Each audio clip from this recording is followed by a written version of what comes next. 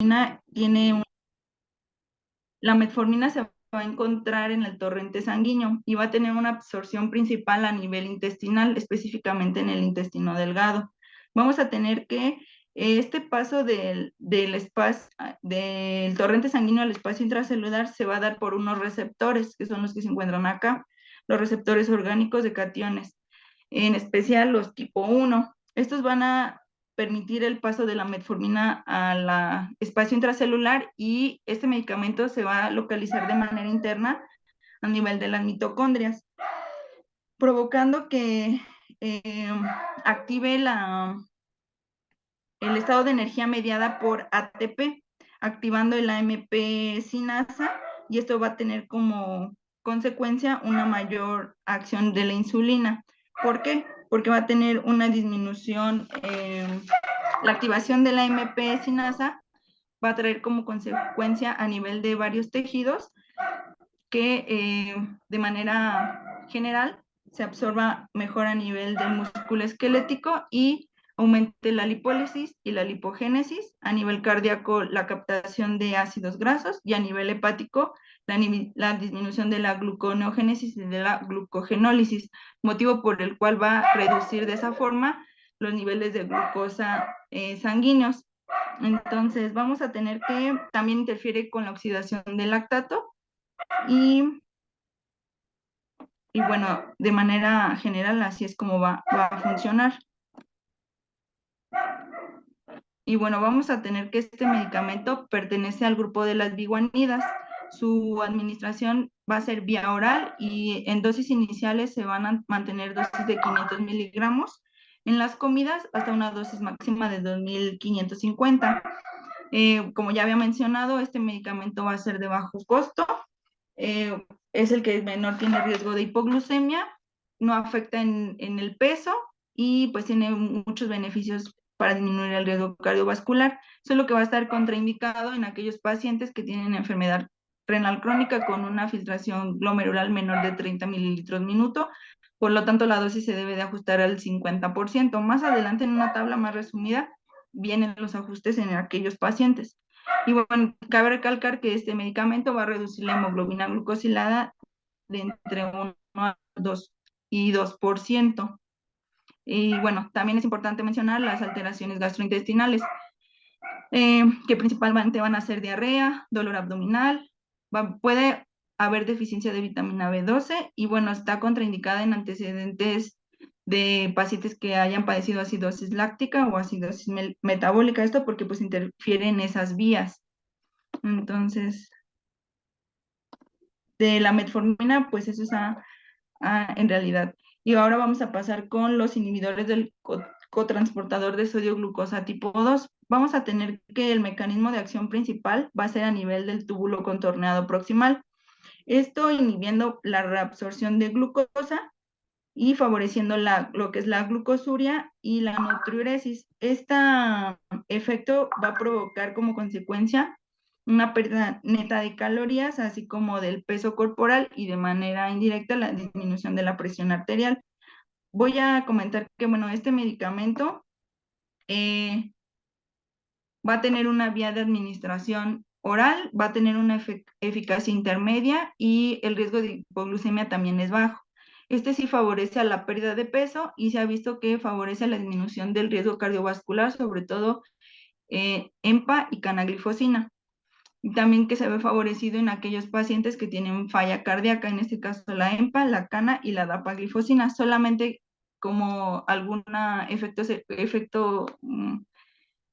eh, pues, contraindicado y no, es que tienen alto costo, o sea, manejan muy bien los niveles de glucosa, pero la adquisición del medicamento es muy costoso. Y bueno, vamos a tener que estos medicamentos disminuyen la hemoglobina de 0.5 a 1%, y que bueno, va a tener dentro de sus efectos secundarios mayor incidencia en las infecciones del tracto urinario, mayor riesgo de hipotensión, porque pues como comentaba, dentro de su mecanismo de acción es que disminuye la presión arterial y por el aumento de la natriuresis puede provocar deshidratación, además de que se ha visto en algunos estudios que disminuye la mineralización ósea, por lo tanto los pacientes tienen mayor riesgo de fractura. y en algún estudio en específico con canaglifosina también se vio el riesgo de amputaciones, mayor riesgo en la frecuencia de amputaciones en los pacientes. Y bueno, es importante mencionar que dentro de estos medicamentos también tienen efectos cardiovasculares no glicémicos, tienen efecto hipotensor, esto porque disminuyen los eventos, disminuyen la precarga en el ventrículo izquierdo y tienen efecto miocárdico al aumentar la generación de ATP a nivel de miocardio y optimizar el metabolismo celular a partir de una mayor utilización de los cuerpos cetónicos por las células de las mitocondrias. Además de que va a tener efectos renales hemodinámicos y una disminución en la reducción de microalbuminuria y va a tener efectos metabólicos no glicémicos y disminución del tejido adiposo. Ok, entonces, bueno, de estos medicamentos cabe mencionar este primer estudio que se realizó en empaglifosina, donde fue un estudio que se realizó, fue un estudio doble ciego, aleatorizado, que se le realizó a 7.020 pacientes, donde se comparó las dosis placebo versus la dosis de empaglifosina de 10 miligramos y 25 miligramos. Dentro del objetivo, o bueno, de lo que se evaluó en estos pacientes, fue el tiempo hasta la muerte cardiovascular o la presencia de infarto agudo al miocardio no fatal o ictus no fatal, lo que conocemos como el MACE.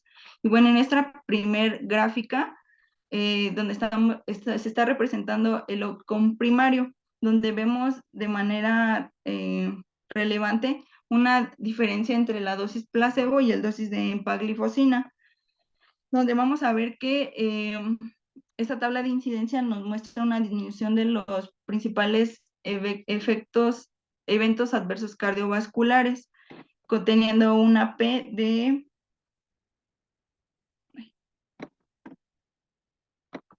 0.04, que es significativa. Entonces, de esta tabla, pues es lo más relevante que nosotros podemos observar. Y dentro de este estudio también se visualizó que, bueno, estos pacientes en un outcome secundario disminuyeron la hospitalización por falla cardíaca. En esta tabla de incidencia podemos observar que se evaluó durante 48 semanas en porcentaje a los pacientes que te presentaban eventos adversos cardiovasculares, como el infarto agudo del miocardio, y dentro de esto se vio que disminuyeron significativamente las hospitalizaciones por falla cardíaca, esto con el uso de empaglifosina, que es lo que alcanzamos a ver en esta parte, teniendo una P significativa de 0.002. Bueno, dentro de este estudio es como que lo más relevante.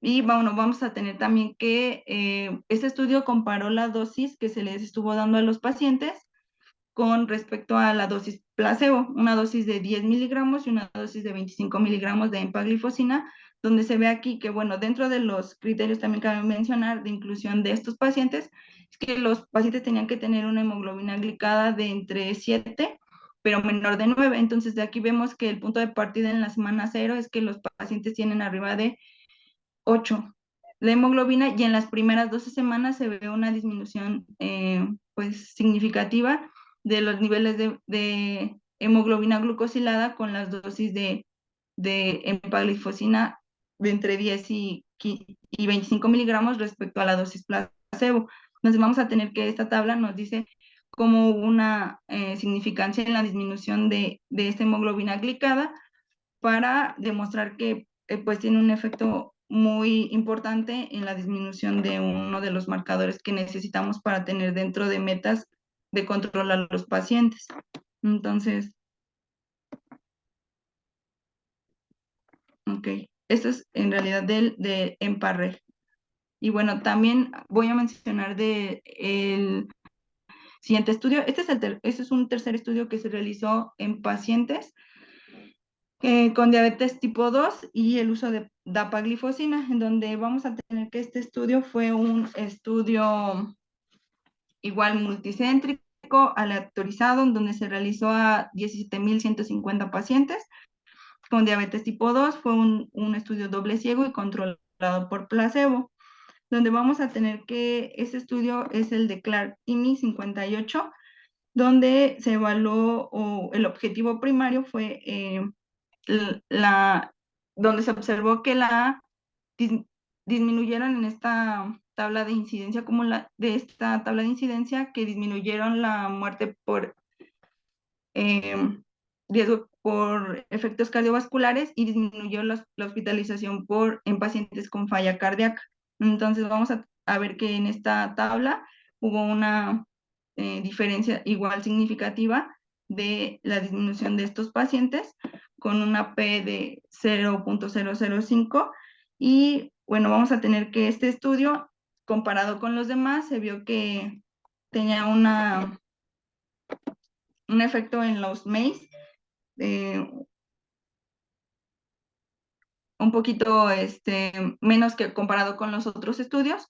Sin embargo, al final del estudio nos dice que este estudio tuvo esta diferencia porque la mayoría de la población no tenía efectos cardiovasculares importantes. Por lo tanto, pues la incidencia de presentarlos, pues obviamente fue menor a comparado con la población que se utilizó en los demás estudios. Entonces, hasta aquí, no sé si tengan alguna duda.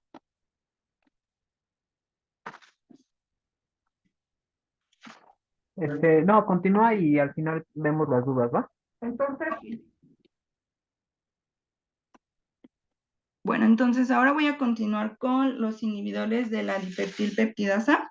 Vamos a tener que, dentro del mecanismo de acción de estos medicamentos, va a ser que, bueno, tienen un efecto incretina, lo cual nos va a decir que, bueno, tras la ingestión de alimentos, se va a liberar unos péptidos a nivel del intestino. Entonces vamos a tener que van a ser inhibidos por la enzima DPP4, lo que va a provocar una activación del GLP-1 y va a fortalecer y prolongar los efectos de las hormonas incretinas que se liberaron de manera endógena a nivel intestinal. Esto va a tener como consecuencia que a nivel pancreático va a aumentar la secreción de insulina dependiente de glucosa y va a disminuir la secreción de glucagón. Y bueno, a nivel hepático va a disminuir la protección, va a disminuir la producción de glucagón y esto va a traer como resultado una disminución en la concentración sanguínea de glucosa. Entonces, vamos a tener que estos medicamentos de igual forma vamos a encontrarlos en una presentación vía oral, van a tener una eficacia intermedia, el riesgo de hipoglucemia también va a ser bajo y pues se va a ver que se van a mantener de manera neutral en el efecto de la pérdida de peso o ganancia de peso. Lo que sí también se ve que han sido de alto costo y que bueno, estos medicamentos deben de tener un ajuste renal dependiendo de la tasa de filtración glomerular del paciente. Y bueno, vamos a tener que tiene una reducción de la hemoglobina de 0.5 a 1.4% y que bueno, dentro de sus efectos secundarios vamos a tener que aumentan el riesgo de pancreatitis y pueden generar dolor articular, así como un mayor riesgo de reacciones de hipersensibilidad. Y bueno, vamos a tener que dentro de estos medicamentos, dentro de sus primeras apariciones, fueron en el 2007 y estos han sido eh, descubriéndose conforme al paso de los años. En el 2009 tuvimos el estudio de la saxagliptina y de la linagliptina en el 2011. Vamos a tener que estos medicamentos eh, tienen unas dosis establecidas que se van a ver en esta tabla.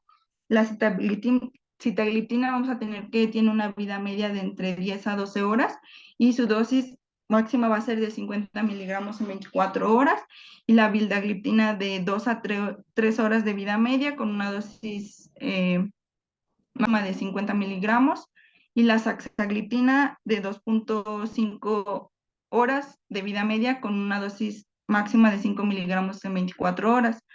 Y la linagliptina, que varios referencias nos mencionan que va a tener una vida media de 200 horas y una dosis máxima de 5 miligramos cada 24 horas. Vamos a tener que, bueno, dentro de estos medicamentos, ok, también son, ahora vamos a pasar con las tiazolidinedionas, que vamos a tener que el mecanismo de acción principal de estas van a ser por aumento en la sensibilidad de la insulina mediante la activación de algunos receptores, que son estos de aquí, receptores gamma de peroxisomas, que estimulan la maduración de los adipocitos a nivel del tejido periférico. Eh, al aumentar estos receptores vamos a tener que aumentan el metabolismo de las grasas por parte del tejido periférico y esto va a hacer lo que eh, va a provocar cambios en la lipogénesis y va a desembocar esto una mayor sensibilidad de los receptores de la insulina en las células hepáticas. Y bueno, vamos a tener que estos medicamentos también van a tener efectos a nivel de diferentes pues órganos, principalmente el hígado, con el aumento de los ácidos grasos, una disminución de la acción de la insulina y un aumento en la producción de glucosa, así como en el músculo, una disminución en la acción de la insulina y a nivel pancreático un aumento en la secreción de insulina por las células beta, lo que va a dar por resultado este efecto es que pues va a disminuir a nivel sanguíneo, va a aumentar la sensibilidad de la insulina a nivel de la célula pancreática. Eh, y bueno, dentro de estos medicamentos vamos a tener van a tener una presentación vía oral, su eficacia va a ser alta y bueno, estos medicamentos tienden a tener una ganancia de peso y bueno, que van a ser de bajo costo y bueno, la reducción de su hemoglobina va a ser de 0.5 a 1.4%. Dentro de sus efectos secundarios, mencionan que hay mayor riesgo de presentar insuficiencia cardíaca, así como un mayor aumento en la retención de líquidos, y que bueno, estos medicamentos aumentan el riesgo de fracturas, así como en algunos estudios se ha visto que aumentan el riesgo de cáncer de vesícula, especialmente la pioglitazona. Entonces, vamos a ver que estos dos medicamentos, los más utilizados, y eso ya la rosiglitazona ya había ya había estado en desuso. Vamos a tener que estos medicamentos se unen el 99% a proteínas plasmáticas y van a tener la rosiglitazona una vida media de 3 a 4 horas y su principal metabolismo va a ser hepático, con una eliminación del 75% renal. En comparación con la pioglitazona, va a tener una vida media de 3 a 7 horas y su metabolismo también va a ser hepático, con una eliminación del 30% a nivel renal.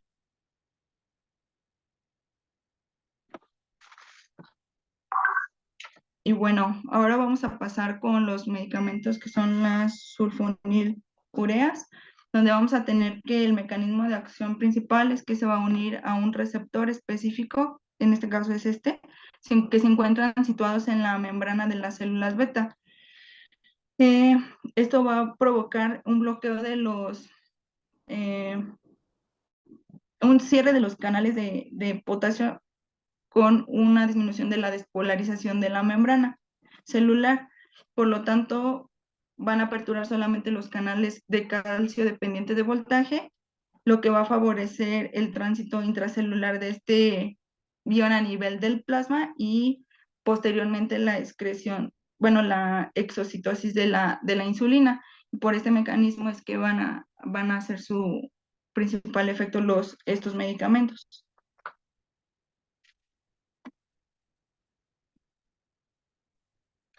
Y bueno, dentro de lo que es estos medicamentos, se van a encontrar, la presentación siempre va a ser, vía de administración va a ser vía oral, su eficacia es muy alta, son de bajo costo y dentro de la disminución de la hemoglobina vamos a encontrar que disminuye del 0.5 al 8% de hemoglobina glucosilada. Entonces, vamos a tener que estos medicamentos se absorben a nivel gastrointestinal, ya que se encuentran unidos también a proteínas en el 90 al 99%, van a tener un metabolismo hepático y su eliminación principalmente va a ser renal. Dentro de sus efectos secundarios vamos a tener que van a ser más propensos a presentar hipoglucemia y una ganancia de peso, así como malestar o alteraciones gastrointestinales, sobre todo náuseas y diarrea. Y bueno, vamos a tener que como su eliminación principalmente renal, pues estos se van a estar contraindicados en aquellos pacientes que tienen enfermedad renal crónica, y que bueno, se ha visto que aumentan el riesgo de mortalidad por eventos vasculares, cardiovasculares. Y bueno, vamos a tener que estos medicamentos, vamos a tener se van a clasificar de acuerdo a la generación. Los de primera generación vamos a tener la carbutamida, la tolbutamida, la clorpropamida y la acetoamida, la glucodiazina y la tolasamida. Vamos a tener que estos no son tan comunes o tan frecuentes que se utilicen para el tratamiento como hipoglicemiantes. Sin embargo, vamos a tener los de segunda generación, que son la glibenclamida y la glipizida, y la de tercera generación, la gliclazida y la glimepirida. Dentro de estos vamos a tener que la glibenclamida va a tener una dosis inicial de 2.5 a 5 miligramos en 24 horas y vamos a tener una dosis de mantenimiento de 1.5 a 20 miligramos en 24 horas y una dosis máxima de 20 miligramos en 24 horas, teniendo en cuenta siempre la vida media de estos medicamentos, que de la glibenclamida va a ser de 8 a 10 horas. Y la gliclazida, donde vamos a tener una dosis inicial de 30 miligramos cada 24 horas y una dosis de mantenimiento entre 60 y 90 miligramos en 24 horas, así como una dosis máxima de este medicamento de 120 miligramos en 24 horas y teniendo una vida media de 12 a 20. Y bueno, dentro de las de tercera generación, la glipizida de 5 miligramos cada 24 horas con una dosis de mantenimiento de 2.5 a 5 miligramos en 24 horas y una dosis máxima de 40 miligramos en 24 horas. Y la glimepirida de 1 miligramo cada 24 horas, aquí teniendo como en cuenta nada más la dosis máxima, que sería de 6 miligramos. Y bueno, vamos a tener que este medicamento tiene una vida media de 10 a 15 horas. Y que bueno, su principal vía de metabolismo va a ser la hepática y su principal excreción va a ser vía renal.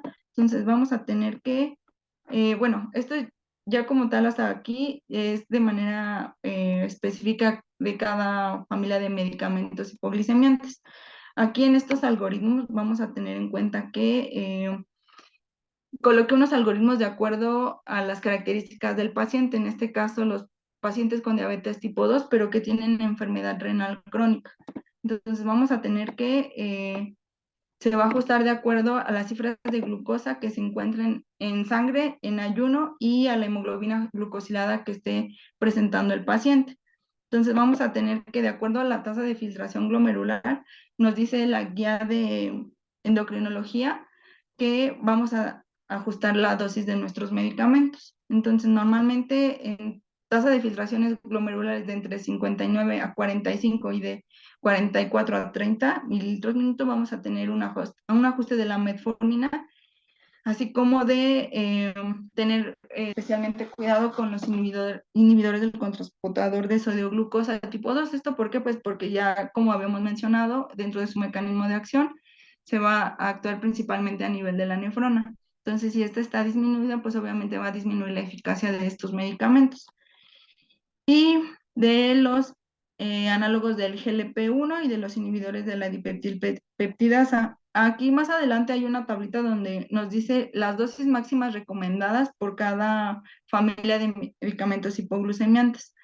Y bueno, vamos a tener que, bueno, en estos pacientes que tienen glucosa menor de 250 miligramos o hemoglobina glucosilada entre 8 y el 10%, con una tasa de filtración glomerular baja, lo ideal es que se inicie principalmente con insulinas basales.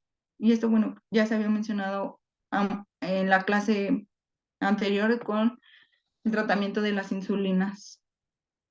Y bueno, también vamos a considerar por otra parte aquellos pacientes que presentan glucosa en ayuno mayor a 250 miligramos con una hemoglobina mayor a 10%, donde vamos a tener que pues realmente estos pacientes van a estar más descontrolados y obviamente se debe de sacar su tasa de filtración glomerular y de acuerdo a esto, pues ajustar el medicamento, donde este algoritmo nos menciona que la metformina es como de primera línea, más el uso de alguna insulina o el agregar algún medicamento de los inhibidores del SGLT2 o un análogo del GLP-1 o un inhibidor de la dipeptilpeptidasa.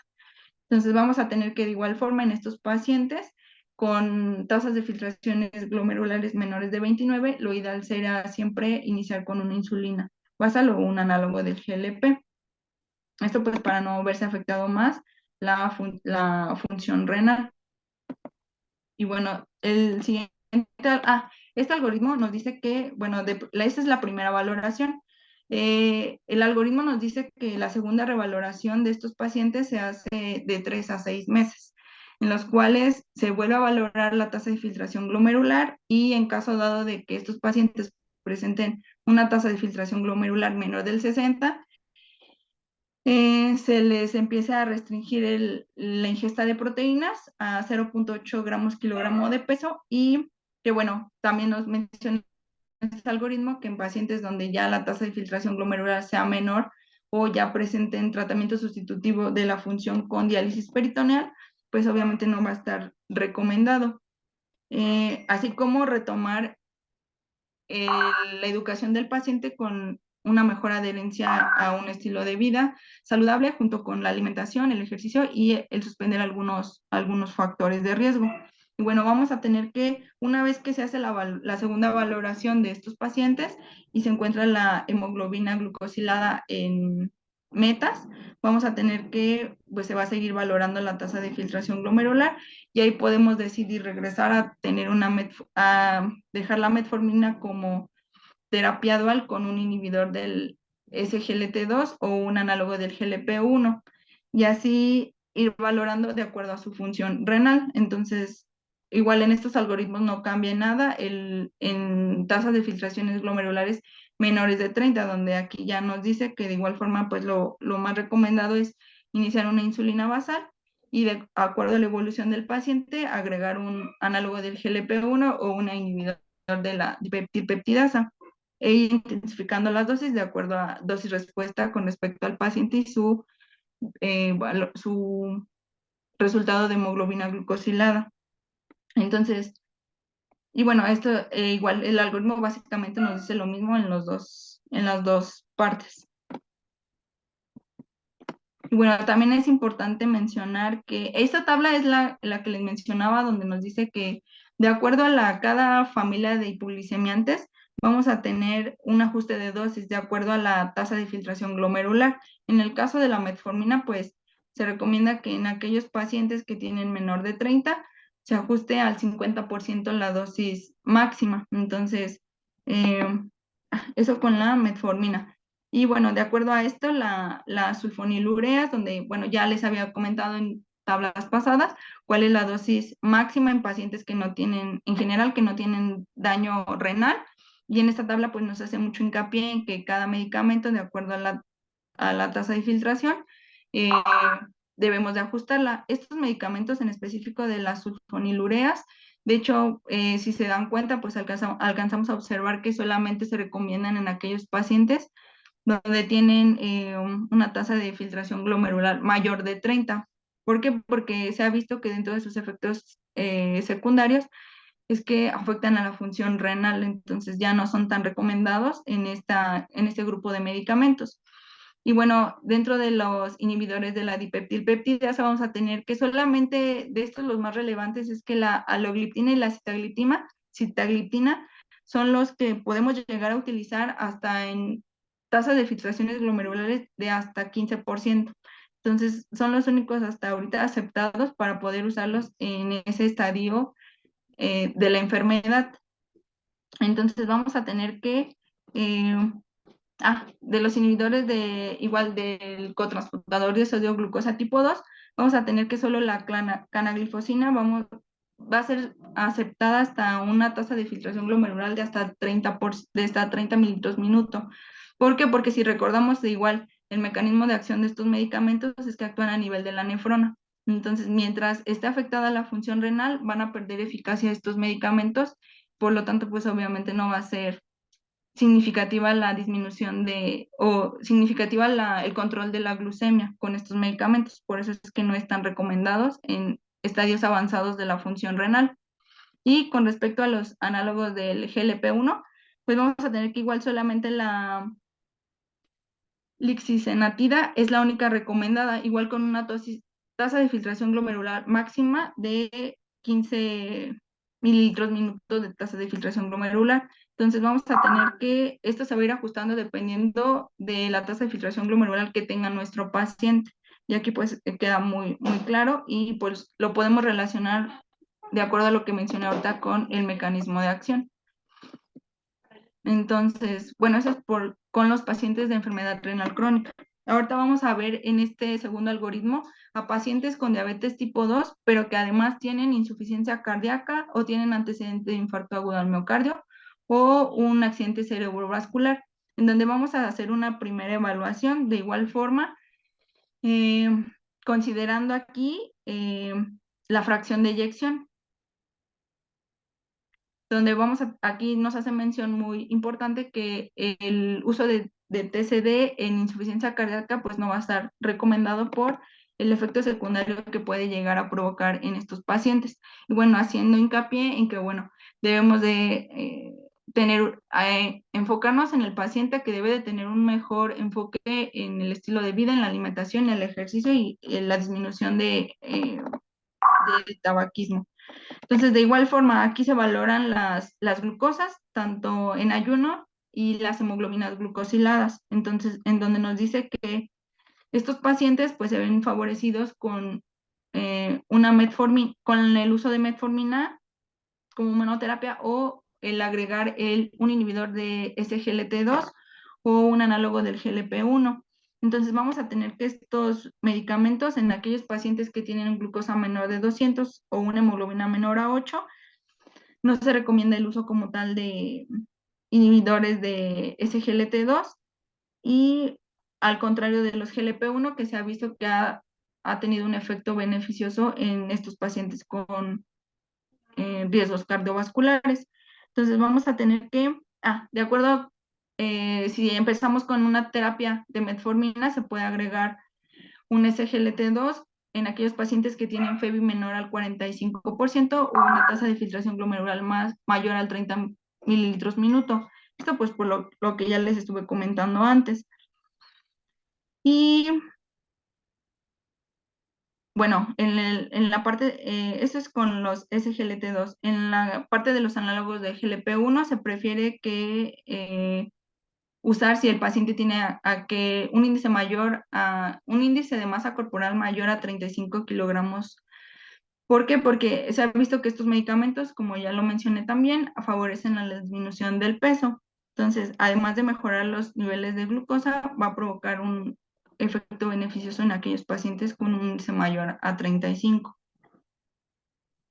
Y bueno, en el caso de acá, de las glucosas mayores de 200, pero entre mayores de 200 y de 250, pero con una hemoglobina glucosilada entre 8 y el 10%, vamos a tener que puede haber estas combinaciones, el uso de metformina y agregar un tratamiento dual con un inhibidor del SGLT2, un análogo del GLP-1 o un inhibidor de la dipeptilpeptidasa.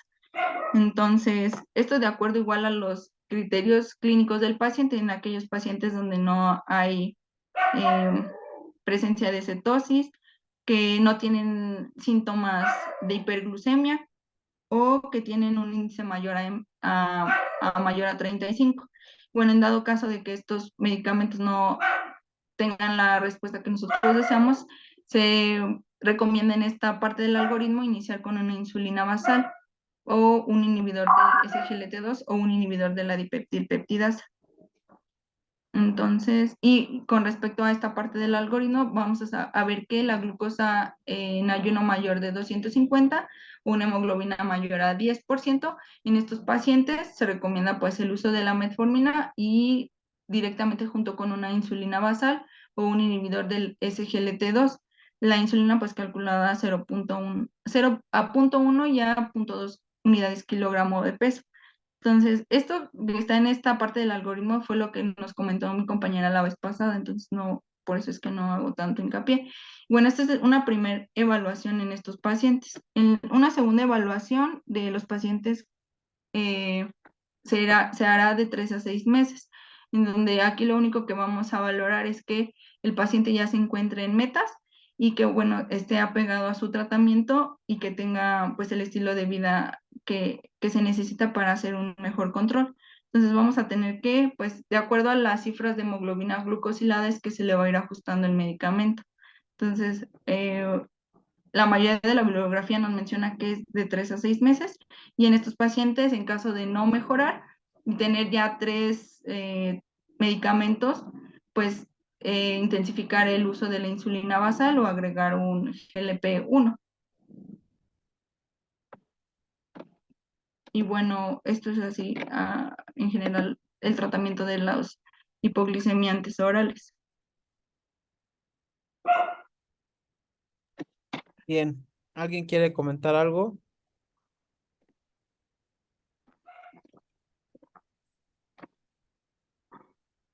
No, doctor, todo muy bien hasta ahorita. Ok, ¿alguien tiene alguna duda o pregunta?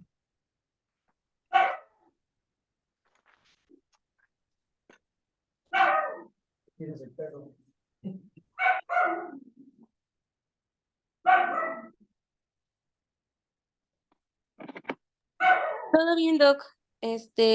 Platicamos un poco con Dani sobre todo como de cómo incluir estos algoritmos que platicábamos que pues están hechos por la Sociedad Mexicana de Endocrinología, entonces que están como muy enfocados en la población mexicana y pues igual es como un muy buen resumen o bueno, como una muy buena guía rápida como para poder más o menos como dirigir nuestras terapias, porque es cierto que como que cada uno de los algoritmos de las guías internacionales pues es distinto y este es como el que tenemos que es como un poquito más adaptado a nosotros.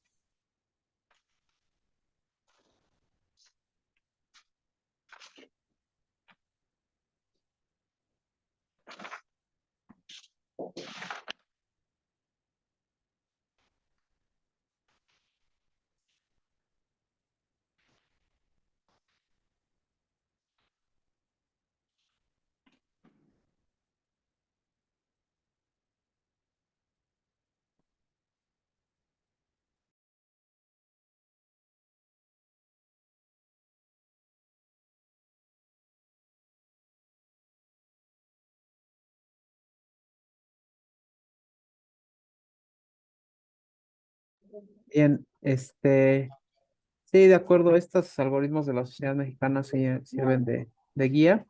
Este, yo creo que lo más relevante, más que saber, bueno, sí, evidentemente, los mecanismos por los cuales se utilizan cada uno de ellos cuál es la vía que utilizan. Creo que también es importante que nosotros sepamos qué combinaciones podemos hacer, qué combinaciones no. Como bien lo mencionaste, en qué momentos nosotros podemos o tenemos que dejar de administrar ciertos medicamentos de acuerdo a la tasa de filtrado glomerular. eh, y también qué combinaciones podemos hacer con los inyectables, ¿no? De acuerdo a las diferentes, a los diferentes escenarios con que se plantea cada situación. Eh, creo que mejoró bastante la clase. Muchas gracias, Daniela, por la clase. Y bueno, pues si no hay ningún otro comentario, pues nos vemos el día de mañana. Muchas gracias, Doc. Bueno, bye. Bye.